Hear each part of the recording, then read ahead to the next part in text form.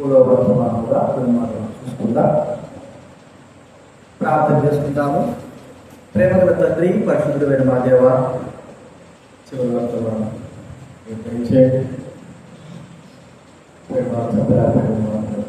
కొన్ని మాటలు మాట్లాడుకోవచ్చు.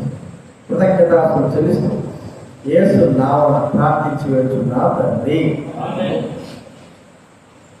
కొరింథీ రాసిన మొదటి పత్రిక 13వ మొదటి కొరింథీ రాసిన పత్రిక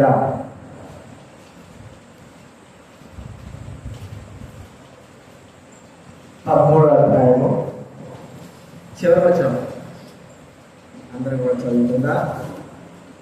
మొదటి కొరింథీ రాసిన పత్రిక 13వ అధ్యాయము 13వ వచనం అందరం చదువుతుంది. కాగా విశ్వాసము, నిరీక్షణ, ప్రేమ, ఈ మూడు నిలుచును, వీటిలో శ్రేష్టమైనది ప్రేమయే. విశ్వాసం, నిరీక్షణ, ప్రేమ, ఈ మూడు కూడా నిలిచేవిగా ఉంటున్నాయి. శ్రేష్టమైనది ప్రేమ. ఈ దేవుని ప్రేమ ఎవరు చూస్తాం? నిరీక్షణ అనేటువంటి మాట చూద్దాం. నిరీక్షణ అంటే అర్థం ఏంటి చెప్పండి? నిరీక్షణ అంటే అర్థం ఏంటి?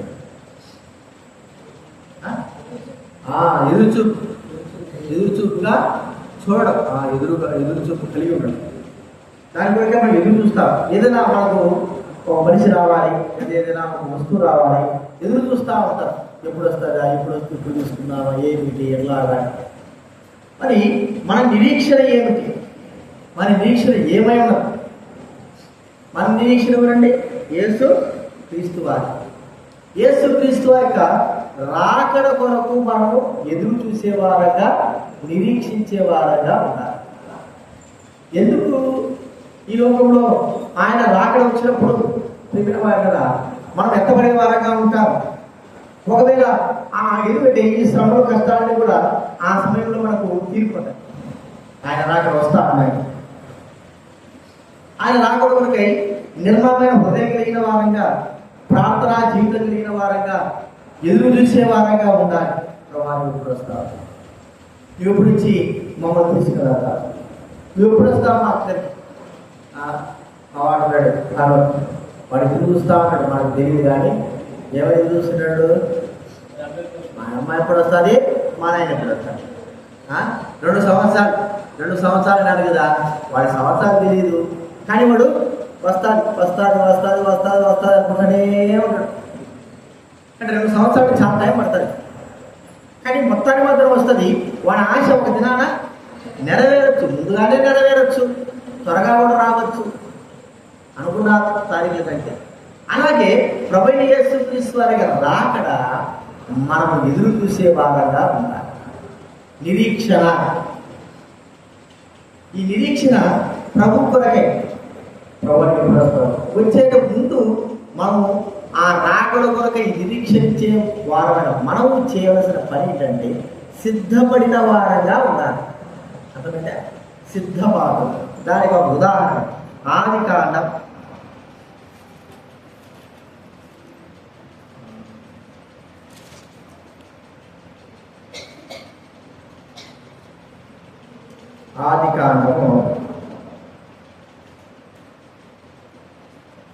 43వ అధ్యాయం 25వ వచనం. ఆదికాండం 43:25.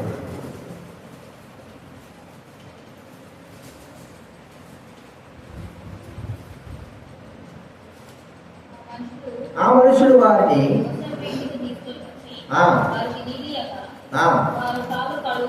కాడు కలుపుకుండ్రి, గాడుగా విని కనుక యోసేపు వచ్చు వేళకు,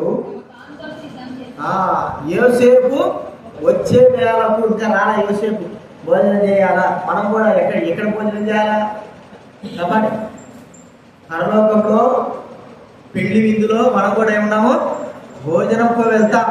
యేసుక్రీస్తు వారు రాకడ, ఆయన వస్తేనే ఆయన విందుకు, ఆయన పెళ్లి విందుకు మనము వెళ్ళాలి. ఇప్పుడు ఆయన పెళ్లి విందుకు వెళ్ళాలంటే మనం ఇక్కడ ఎక్కడ ఉండాలి చెప్పండి? సిద్ధమైన వారంగా, ఆయన రాక మునిపే సిద్ధంగా ఉండాలి. నిరీక్షణ, ప్రభువైన యేసు క్రీస్తు వారి రాకడ, ఆయన రాక మునిపే సిద్ధమైన వారంగా ఉండాలి. సిద్ధమైన వారంగా, ఆయన రాక మునిపే సిద్ధంగా ఉండాలి. నిరీక్షణ, ఆయన రాక మునిపే సిద్ధమైన వారంగా ఉండాలి. నిరీక్షణ, ప్రభువైన యేసు క్రీస్తు వారి రాకడ, ఆయన రాక మునిపే సిద్ధంగా ఉండాలి. కాబట్టి యోసేపు రాకముందే తన అన్నదమ్ములైన వారు ఏం చేశారంటే కానుకలు సిద్ధం చేసి ఉన్నారు, సిద్ధపడుకున్నారు. ఒక్కొక్క కానుక పెట్టుకొని ఉన్నారు. కానుక తీసుకొచ్చుకొని సిద్ధంగా ఎప్పుడు వస్తాడా, ఈ కానుక ఇవ్వాలా, ఎప్పుడు వస్తాడా అని. అర్థమైందా? ఇప్పుడు ప్రభువైన యేసుక్రీస్తు రాకడకు ముందుగా మనం కూడా సిద్ధపడి ఉండాలి. ఎలాగా అనేది మనం చూస్తే సిద్ధపడు. మరి బుద్ధిగా కన్యకల వలె ప్రభు యొక్క రాకడ కొరకై దివిటీలను వెలిగించుకొని సిద్ధంలో నూనె పెట్టుకొని ఆయన రాకడ కొరకై, ఆ పెళ్లి కుమారుడికి రాకడ కొరకై మనము సిద్ధంగా ఉండాలి. అజ్ఞానంగా కాదు, మూర్ఖత్వంగా కాదు, తెలివిలేని వారంగా కాదు, బుద్ధి లేని వారంగా కాదు, జ్ఞానం కలిగిన వారంగా ఆయన రాకడ వస్తుంది. కాబట్టి మనము జాగ్రత్త కలిగిన వారంగా. అజాగ్రత్త, ఏమో జాగ్రత్త, వస్తా లేకపోతే ఏమో ఈరోజు ఒకనే చెప్తున్నా, జాగ్రత్త కలిగి సిద్ధపడి దేవుడి మందిరానికి రావాలి. ఎప్పుడు వస్తాడో దేవుడు తెలియదు. ఇప్పుడు మనం ప్రభు సన్నిధికి వచ్చేది, జీవించేది ప్రభు యొక్క రాకడ వరకు సిద్ధంగా ఉండడానికే. ఒక ఆయన మనం అనుకుంటాము, ఈరోజు 10 గంటలకు ఆరాధన, 10 గంటలకు పోవాలి, ఏమవుతుంది, కొంచెం కోర్సు లేకపోతే ఒక అరగంట లేట్ అయితే ఏమవుతుంది అనుకున్నాం అనుకో. ఏమో ఆ 10 గంటకే రావచ్చు, ఎవరు తెలుసు? అర్థమైతే ఆ 10 గంటకే రావచ్చు, మరి మనం వచ్చిన తర్వాత రావచ్చు. ఎప్పటికైనా గుర్తుపెట్టుకురండి, మనం ఎప్పుడైతే జాప్యం చేస్తామో, అజాగ్రత్తగా ఉంటామో, అప్పుడే ఏదో ఒకటి జరుగుతుంది. అర్థమైందా? ఎప్పుడైతే మనం అజాగ్రత్తగా ఉంటామో అప్పుడే. ఇప్పుడు ఇక 10 మంది కన్యకలు, మరి బుద్ధి లేని వారు బుద్ధి గలవారు, బుద్ధి లేని వారు అజాగ్రత్తగా ఉన్నారు. వస్తాడే నిదానంగా వస్తారు, త్వరగా వస్తారు, అంతవరకు ఉంటాయి దివిటీ అంటున్నారు. ఆయన వస్తున్నాడని పిలిపిడగానే ఇక్కడ వాళ్ళకి హృదయంలో భయం స్టార్ట్ అయిపోయింది. ఇక్కడ చూస్తే నూనె లేదు, దివిటీలు ఆరిపోతూ ఉంటున్నాయి, తక్కువ ఉంది, చాలా భయం అయిపోయింది. ఎందుకంటే ఎదుర్కోవాలా, అతను ఎదుర్కొని సాగనంపుతూ ఆ యొక్క ఇంటిలోకి వర్తకులను వెళ్ళిపోవాలి, తలుపు వేయబడతారు. అజాగ్రత్తగా ఉండటం ద్వారా వారు ఎంత నష్టపడ్డారు. సిద్ధపాటు లేకపోవడం ద్వారా. అందుకే ప్రతి విషయంలో నేను ఎందుకు మీకు ముందు ముందు ముందు ముందు ముందు అని చెప్పాను, ఊరికి ఎందుకు కాబట్టి ఎందుకు ముందు ముందని నేను అంత త్వరగంటే ఏమో ఒక దినాన మనము ఈ ఆలస్యంతో నడుస్తూనే ఆలస్యంగా ప్రభు వస్తాడనుకుంటాము, అప్పుడే ప్రభు వస్తాడు. అలాగే వర్షాలు వస్తున్నాయి, బాగా మేఘానికి బాగున్నాయి, ఇంక వర్షం రాదు, మనకు అర్థం ఏంటి? ఎప్పుడు గొడుగు తీసుకుపోయేటప్పుడు ఏం చేస్తాము? అప్పుడు ఎందుకులే గొడుగు ఎందుకులే అనుకున్నప్పుడు ఏం చేస్తాం చెప్పండి? ఎన్ని జరిగేటంటే మన అజాగ్రత్తగా నిర్లక్ష్యంగా ఉన్నప్పుడే జరుగుతాయి. ఒక్కోసారి జరగచ్చు, జరగకపోవచ్చు. కానీ దేవుడు రాకడ విషయంలో మాత్రం చాలా జాగ్రత్తగా ఉన్నారు. నేలలో నీరు దర్శనంత మాత్రం మనకేం కాదు, ఎండలో పోయినంత మాత్రం మనకేం కాదు. ఎందుకు? అజాగ్రత్తగా ఉన్నాం కాబట్టి ఏదో ఫలితం అనుభవిస్తాం. కానీ ఈ విషయంలో మాత్రం ఏది?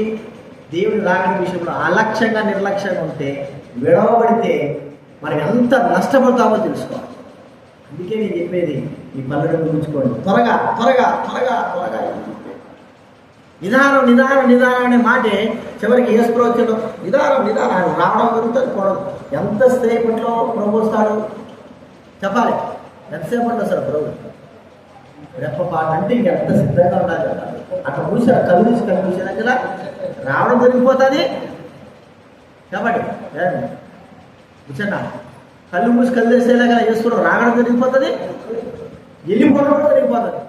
నువ్వు ఎప్పుడు ఎదుర్కొంటావు, నువ్వు ఎప్పుడు సిద్ధపడతావు, నువ్వు ఇప్పుడు ఉంటుంటాడు. బస్సు పోతుంది ఆ దినాల్లో. అప్పుడు చిన్నప్పుడు నేను 20 చిన్నప్పుడు పద్ధతి ఒక వ్యాన్ ఉండేది, ఆ వ్యాన్లో ఎక్కేది. అప్పుడు ఎంతో పావులను ₹1 టికెట్ ఎక్కేసిన తర్వాత ఆపింటాడు, సెంటర్లో ఆపింటాడు.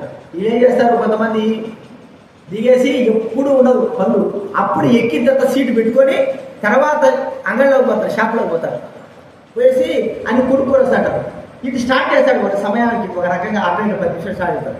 ఈ పక్కన అంటే ఉండనే కదాలా అంటూ ఉంటారు. ఈ వాడు పోయేసి అది చెప్పు ఎక్కడ ఉంటాడో ఎవరు తెలుసు.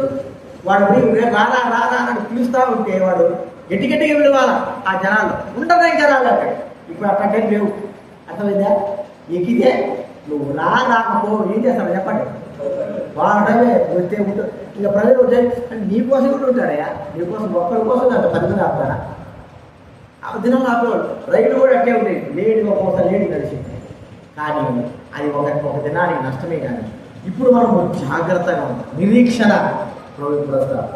ఆయన వచ్చినప్పుడు నేను సిద్ధంగా ఉండాలి. దైవ కార్యాలు దేవుడి కొరకు జీవించడంలో నా కార్యం నేను జాగ్రత్తగా చేసుకోవాలి. నేను సిద్ధపడిన వాడగా ఉండాలని మనం పరీక్షించుకోవాలి.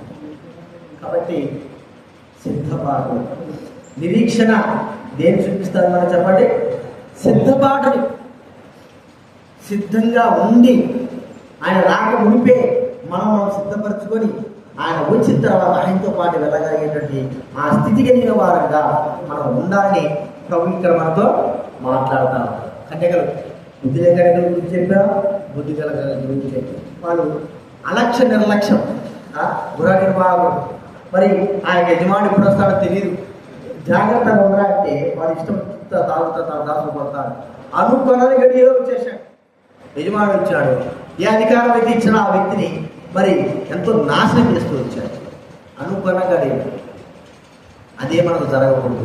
అందుకే నేను చెప్పేంటే మీకు సిద్ధపాటు త్వరగా అంటే అంత నష్టపరచుకోవాలని కాదు. జాగ్రత్తగా త్వరలోనే జాగ్రత్తగా మెలకువగా. అర్థమైందా? మొదట్లో కొంత కష్టం ఉంటాయి. మీరు మిషన్ పనులు చూస్తారు, పెద్ద పెద్ద మిషన్లు ఉంటాయి. ఆ మిషన్లలో పనిచేసేవారు ఉంటారు. ఇప్పుడు సబ్బు తయారవుతుంటాయి, వస్తూ ఉంటాయి. అర్థమైందా? వస్తా ఏం చేయాలా అంటే తీసుకొని పెట్టెలో దానికి అనుభవం కావాలి. కొత్తగా పంపించాకో వాడు ఒకటి తీసి పెట్టినాకలా వాడు ఇంకోడు అవి వస్తూనే ఉంటాయి, వెళ్తూనే ఉంటాయి. వాటిని ఆపలేము. మిషన్ ఆపితే అన్నీ అయిపోతాయి. కాబట్టి వెంటనే టకటకట తీసి అన్ని సర్ది పెట్టేటువంటి అనుభవం అంటే వాడికి అనుభవంలోకి వస్తూ ఉంటాడు తొందరగా. మన జీవితంలో కూడా నిరీక్షణ, సిద్ధపాటు మనం కలిగిన వారంగా ఆ ప్రభువైన యేసుక్రీస్తు రాక ముంపే మన జీవితాన్ని సిద్ధంగా ఉంచే వారంగా ఉంటాం. కాబట్టి గుర్తించుకున్న ఏ సమయంలో ఎప్పుడు వస్తాడో తెలియదు. నిరీక్ష కలిగిన వారంగా, ప్రభు కొరకై ఎదురు చూసే వారంగా మన జీవితాలు ఆయన వచ్చినప్పుడు మనం ఎంతో సంతోషంతో పెళ్లిలోకి ప్రవేశిస్తాం, పెళ్లి విందులోకి ప్రవేశిస్తాం. అప్పుడు 7 సంవత్సరాలు ప్రభువుతో పాటు సంతోషంతో ఆనందంతో ఆ పెళ్లి విందులో ఉంటాం. ఎందుకు? సిద్ధపడి ఉన్నాము కాబట్టే పెళ్లి విందులోకి వెళ్తాం. సిద్ధపడి ఉన్నాం కాబట్టి. సిద్ధపడి రాకపోతే పెళ్లి విందులోకి వెళ్ళలేం, విడబడతాం, నష్టం. చూడండి, అలాంటి స్థితి లేకుండా ఉండాలని ప్రభువు మనతో మాట్లాడుతూ ఉన్నారు. సిద్ధపాటు అనే విషయం గుర్తించుకొని మనము నిరీక్షణ కలిగిన వారంగా ఆ రాజ్యం కొరకై, ఆ దేవునికి రాకడ కొరకై మనం ఎదురు చూసే వారంగా, ఎదురు చూస్తూ సిద్ధపడుతూ ఆయన కొరకై జీవించే వారంగా ఉండాలి. ఏ సమయమైనా సరే, ఏ స్థితి అయినా సరే మనము మరి సిద్ధంగా ఉండే వారంగా ఉండాలి. ప్రభు ఇక్కడ వాళ్ళతో మాట్లాడతారు. ఆ విషయాన్ని జ్ఞాపకంగా సిద్ధపడిన వారంగా మనం పరీక్షించుకునే ప్రభు కొరకై జీవించాలి. మనం లేచేప్పుడు ఒక పాట పాడతాం.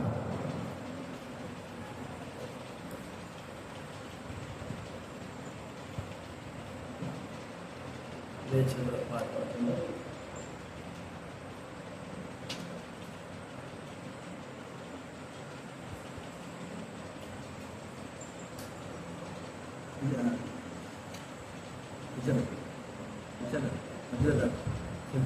సెల్ఫోన్ మధ్యలో ఎవరు